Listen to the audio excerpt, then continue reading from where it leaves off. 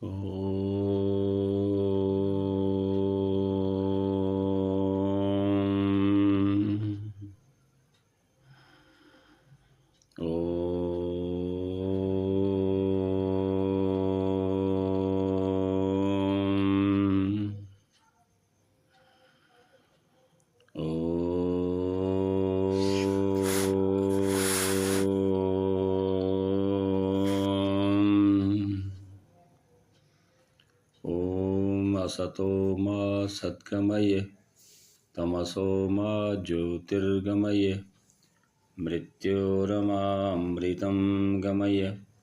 ओम शांति शांति शांति। ईशोपनिषद की कक्षा में आप सभी का फिर से स्वागत है। आज हम लेकर आए हैं ईशोपनिषद का तीसरा भाग, अर्थात 8वें मंत्र से आगे। कल हमने 5 मंत्रों को देखा था। आज हम 6 मंत्रों को देखेंगे। 9, 10, 11, 12, 13, 14।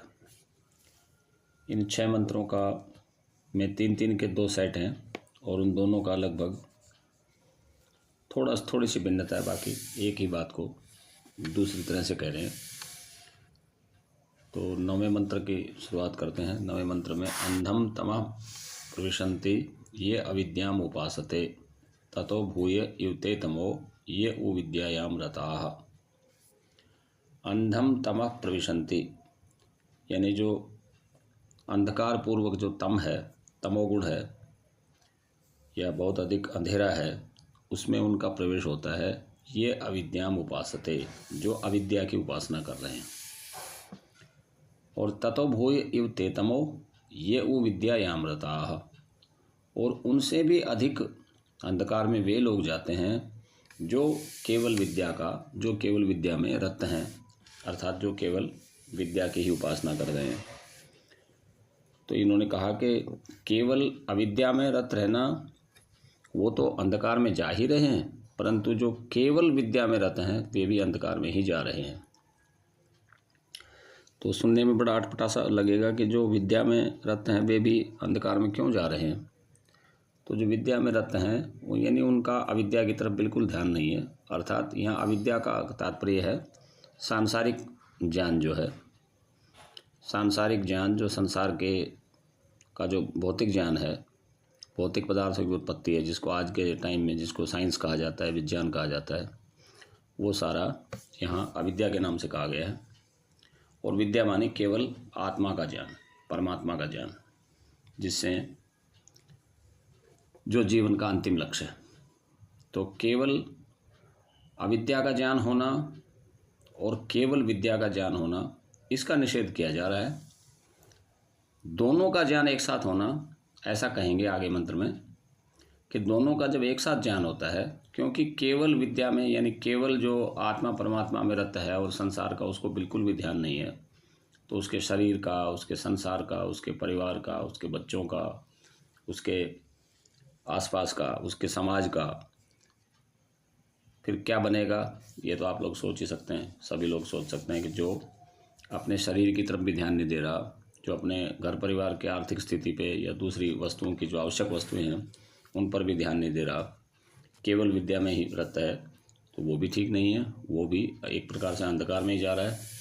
और जो केवल अविद्या में रहता है वो तो अंधकार में जा ही जा रहा है। अविद्या में रत मत केवल सांसारिक सुखों की प्राप्ति में ही लगा हुआ है।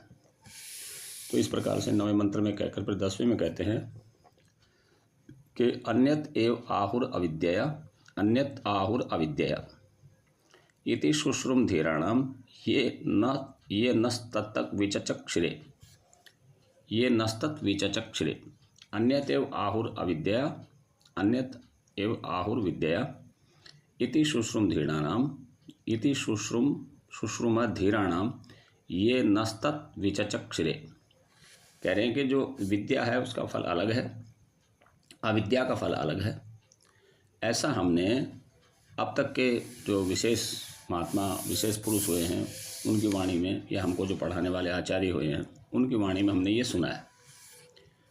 कि विद्या का अलग फल है और अविद्या का अलग फल है, अर्थात दोनों फलों को जानकर और फिर दोनों का समन्वय करना, यही इस जीवन का सबसे उत्तम रास्ता है।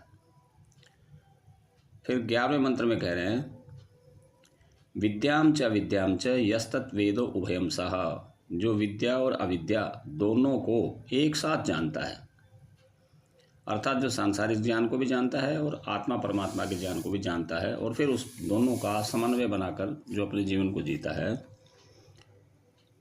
वो जो है जीवन में सफल है। शेष व्यक्तियों का जीवन एक, जिस प्रकार से एक पंख से कोई पक्षी, एक पंख उसका कितना ही मजबूत हो, कितना ही चाहे वो सारा सोने का हीरे मोतियों से जड़ा हुआ हो, परंतु एक पंख से कोई पक्षी उड़ नहीं सकता। ऐसे ही केवल विद्या या केवल अविद्या से कोई सफलता को प्राप्त नहीं कर सकता। तो कह रहे हैं कि विद्याम च अविद्याम च यस्तत् वेदो उभयम सह, जो दोनों को एक साथ जान लेता है, विद्या और अविद्या दोनों को, यस्तत् यह जो, तत् माने उनको, उन दोनों को उभयम सह, दोनों को एक साथ जान लेता है। उभयम माने एक साथ, दोनों को एक साथ जो जान लेता है, फिर वो अविद्या मृत्युम तीरत्वा विद्या अमृतम अश्नुते। कह रहे हैं कि अविद्या के द्वारा फिर वो मृत्यु को पार कर जाता है। मृत्यु को पार कर जाता है माने जीवन को सरल कर लेता है, जीवन को सरल कर लेता है, और मृत्यु का उसको फिर भय भी नहीं होता। जिसको मृत्यु का भय क्यों होता है, तो इस पर हम थोड़ा विचार करके देखेंगे। मृत्यु का भय तभी होता है कि मृत्यु के बाद का हमको कोई ज्ञान नहीं है, ना हमको कोई प्रत्यक्ष ज्ञान है, और ना ही हमको कोई अनुमान ज्ञान है, और ना ही हमको कोई शब्द ज्ञान का पता है, इसलिए हम मृत्यु से डरते हैं। परंतु मृत्यु के बारे में भगवद गीता में भी बड़े अच्छे से कहा है कि ये जीवन जो है, ये शरीर जो है, ये तो उस कपड़े की तरह है। जैसे पुराने कपड़े को बदल कर नया कपड़ा धारण कर लेते हैं, ऐसे ही ये जीवात्मा जो है, ये पुराने शरीर को छोड़कर नए शरीर को धारण कर लेता है। और जैसा इस जीवन में हमने किया है, वैसा ही अगला जन्म हमको मिल जाता है। गीता में एक जगह ये भी कहा है कि यम यम वाप स्मरन भावम त्यजति अंते कलेवरम तम तम एव एति कुंते सदा तद्भाव भावितः, कि जैसा जैसा इस जीवन काल में, मृत्यु के समय, जैसा जैसा अंतिम समय विचार आता है, वैसा वैसा उसको अगला जन्म मिल जाता है। और वैसा कैसा विचार आता है, ये भी वहाँ कह दिया कि जैसा उस जीवन में उसने मुख्यता से किया है, वैसा ही भाव आता है। तो इस प्रकार से जो मृत्यु को जान लेता है कि मृत्यु के पश्चात क्या है, उसको फिर भय नहीं लगेगा।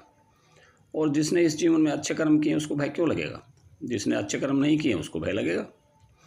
कोई सरकारी अधिकारी या कोई सरकारी नौकर यदि कहीं पर रहकर कुछ हेरा फेरी कर रहा है, गड़बड़ कर रहा है, और उसका कहीं ट्रांसफ़र हो जाए, तो उसको भय लगेगा कि दूसरी जगह पता नहीं वहाँ कैसे व्यक्ति मिलेंगे, वहाँ मेरी 420 चलेंगी नहीं चलेगी। और जो व्यक्ति ईमानदारी से कार्य कर रहा है, उसको जहाँ मर्जी भेज दो, उसको अपनी जो उसको वेतन मिलता है उसके अतिरिक्त उसका कोई लेना देना नहीं है, तो वो जहाँ भी जाएगा उसको वेतन तो मिलेगा। तो इस प्रकार से मृत्यु भी ऐसा ही एक शरीर को बदलने का प्रकरण है, जो इसको ठीक से जान लेता है, फिर वो मृत्यु से नहीं डरता। तो कह रहे हैं कि अविद्या मृत्युम तीरत्वा। अविद्या का मतलब जो सामाजिक उन्नति की जो बातें हैं, उसको अविद्या का है। ये बात पहले हमारी हो चुकी कि अविद्या को जानकर, अविद्या से फिर वो मृत्यु को जीत लेता है, माने जीवन को सरल कर लेता है, और मृत्यु का उसको भय नहीं होता। और विद्या अमृतम अश्नुते, और विद्या के द्वारा फिर वो अमृत को पा लेता है, अर्थात फिर वो मुक्ति को पा लेता है। इस जीवन से, इस जन्म मरण के चक्कर से फिर वो छूट जाता है। ऐसा जो है तो इस प्रकार से विद्याम च यस्तत् वेदो उभयम सह अविद्या मृत्युम तीर्त्वा विद्या अमृतम अश्नुते। विद्या और अविद्या दोनों को जो एक साथ जानता है, वो फिर अविद्या के द्वारा मृत्यु को पार कर लेता है, और विद्या के द्वारा अमृत को पा लेता है। अब इसी प्रकार का एक 3 मंत्रों का सेट और है, उसमें थोड़ा सा भिन्नता से कहा है। हाँ, 12वां मंत्र कह रहे हैं, अंधम तमः प्रविशन्ति ये असंभूतिम उपासते। जो असंभूति को, अर्थात संभूति और असंभूति या 2 शब्द आएंगे, ततो भूयते तमो ये उ संभूत्याम रता। जो संभूति की उपासना करता है वो तो अंधकार में जा ही रहा है, और जो असंभूति की उपासना करता है वो तो अंधकार में जा ही रहा है, और जो संभूति की उपासना करता है वो उससे भी गहरे अंधकार में जा रहा है। तो संभूति का तात्पर्य यहाँ और भी कई प्रकार से लिया जाता है, लेकिन एक प्रकार का तात्पर्य इसका यही है कि संभूति मानी जो समष्टि का जो ज्ञान है उसको संभूति कहेंगे, और असंभूति कहेंगे जो व्यक्तिगत, एक व्यक्ति जो अपना अपना ध्यान रखता है वो तो अंधकार में जा ही रहा है, उसको ना समाज से कोई लेना देना है, ना अपने परिवार से कोई लेना देना है। यानी इसी को छोटे में देखेंगे तो फिर वो अपने परिवार से भी उसको कुछ लेना देना नहीं, बड़े में देखेंगे तो फिर वो अपने समाज से कुछ लेना देना नहीं, अपने देश से कुछ लेना देना नहीं, अपने आसपास के माहौल से कुछ लेना देना नहीं। अर्थात जो व्यक्ति केवल अपना ही सुख देखता है उसको कह रहे हैं कि वो असंभूति की उपासना कर रहा है। और जो संभूति की उपासना कर रहा है, तो इसमें जो असंभूति की उपासना कर रहा है वो तो अंधकार में जा ही रहा है, और जो केवल संभूति की उपासना कर रहा है, समष्टि की तरफ ही भाग रहा है कि सारा मैं समाज को ही दे दूं, तो वो भी उसके लिए उचित नहीं है। इन दोनों का ही तालमेल यहाँ भी करना होगा। अंधम तमः प्रविशन्ति, ये असंभूति में उपासते, जो असंभूति की उपासना कर रहा है वो तो अंधकार में जा ही रहा है। ततो भूय युते तमो, ये उस संभूत्याम रता, जो केवल संभूति में रहता है वो भी अंधकार में जा रहा है। फिर बिल्कुल पिछले 3 मंत्रों की ही तरह फिर यहाँ अगले मंत्र में कहा है, 13वें मंत्र में, अन्यत एव आहुर संभवात अन्यतर आहुर असंभवात। असंभव और संभव या असंभूति को ही असंभव कह दिया गया और संभूति को संभव कह दिया गया। तो संभूति का अलग फल है और असंभूति का अलग फल है। इति शुश्रुम धीराणाम ये नस्तत् विचचक श्रे, बिल्कुल उसी तर्ज में है मंत्र जैसी तर्ज में पहले वाला मंत्र था। तो जो असंभूति है उसका फल अलग है, संभूति का फल अलग है। ऐसा हमने विद्वान लोगों से, आचार्यों से सुना है, जिन्होंने हमको अब तक कुछ सिखाया है। और फिर 14वें मंत्र में उसी बात को फिर से कह रहे हैं, संभूतिम च विनाशम च यस्तत् वेदो उभयम सह। जो संभूति और या असंभूति को कह दिया विनाश, असंभूतिम च विनाशम च यस्तत् वेदो उभयम सह, इन दोनों को जो एक साथ जान लेता है कि ये संभूति है और ये विनाश है। इसको कुछ लोग दूसरी प्रकार से भी व्याख्या करते हैं, उस पर हम नहीं जाएंगे। तो कह रहे हैं कि विनाशेन मृत्युम तीर्थवा, विनाश से मृत्यु को पार करके संभूत्याम अमृतम अश्नुते, संभूति से फिर वो अमृत को पा लेता है। अर्थात जो केवल अपना ध्यान रखता है उसका भी, वो भी अंधकार में जा रहा है, और जो केवल दूसरों का ध्यान रखता है वो भी अंधकार में जा रहा है। इसका समन्वय करना होगा कि हमको अपना भी ध्यान रखना है और अपने आसपास का, अपने समाज का, अपने परिवार का, अपने देश का, अपनी लोकेलिटी का भी ध्यान रखना है। तो इंडिविजुअलिटी और दूसरा जो कलेक्टिविटी है, यहाँ इंडिविजुअलिटी को कहा जा रहा है संभूति, और इंडिविजुअलिटी को कहा जा रहा है असंभूति, और जो कलेक्टिविटी है उसको कहा जा रहा है संभूति। तो इस प्रकार से संभूति और असंभूति के दोनों के अलग अलग फल बता दिए, और दोनों का यदि तालमेल नहीं बिठाया तो दोनों में ही हमको हानि है, दोनों में ही हम ठीक अपने लक्ष्य को नहीं पा पाएंगे। अब इसी पर कुछ और चर्चा करते हैं कि जैसे हम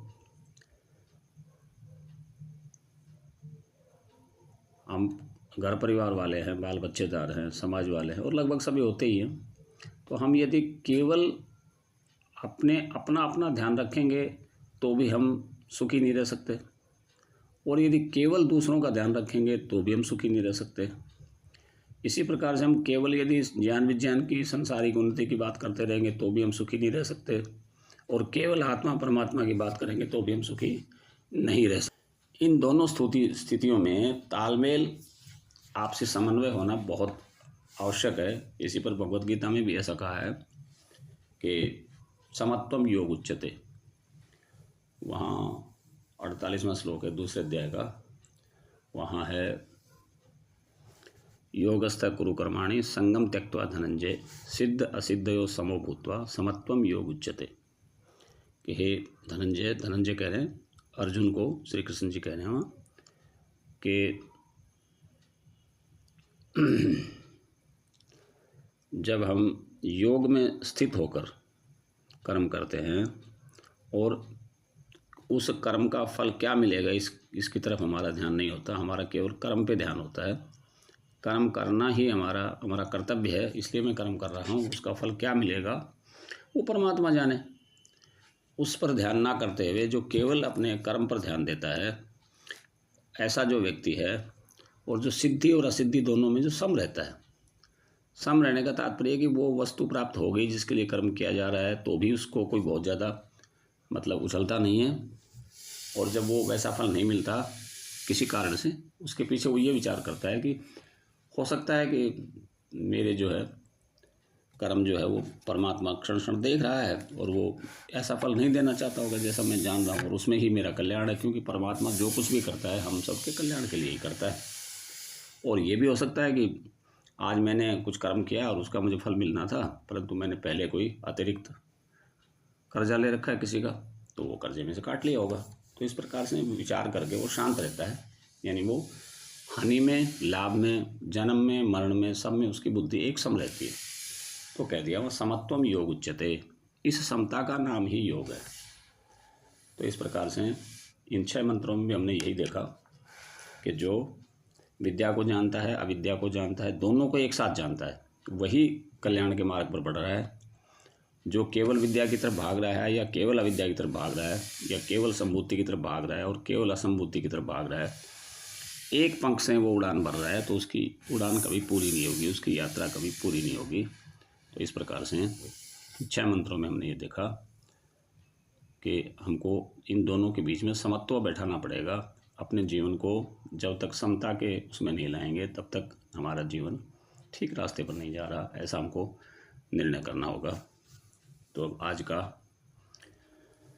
हमारा ईशोपनिषद का ये तीसरा भाग जो है यहीं पर संपन्न करते हैं।